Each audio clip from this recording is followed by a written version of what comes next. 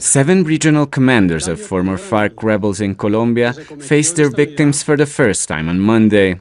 It was part of a public hearing of Colombia's peace tribunal, where the guerrilla group accepted responsibility and asked for forgiveness in the kidnappings of hundreds of people in the country's southwest at the height of Colombia's long civil conflict. The chaining, the confinement, the violence with which we prevented their movement, the damage to their families.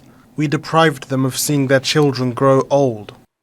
The tribunal described in great detail how for years the FARC leadership ordered the abductions of military officials, politicians and regular people as part of their war on the state. The most famous, the kidnapping of 12 deputies of the Valle Regional Assembly in Cali in 2002, to pressure a prisoners' exchange between the group and the government. In the end, 11 deputies were executed. But the majority of the group's hostages were regular Colombians who didn't have the means to pay the ransom, like Henry Sanchez's father, who was killed in captivity in 1994. It was horribly hard to find his body in the middle of a mountain, 4 years after his abduction, shot at close range and likely tortured with a knife.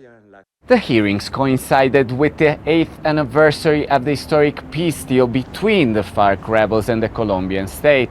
And while some are celebrating the country's attempts at reconciliation, many are criticizing the delays in the peace tribunal sentencing and the lack of implementation of the many reforms agreed to in the accord.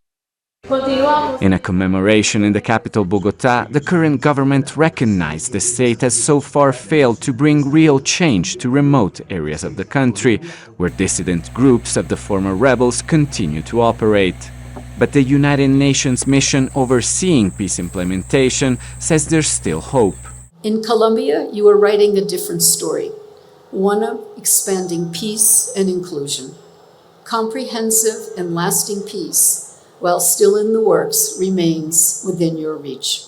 A bittersweet anniversary for an historic deal that is still waiting to fulfill its promises in a country struggling to leave its bloody history behind. Alessandro Rampietti, Al Jazeera, Bogota. Make sure to subscribe to our channel to get the latest news from Al Jazeera.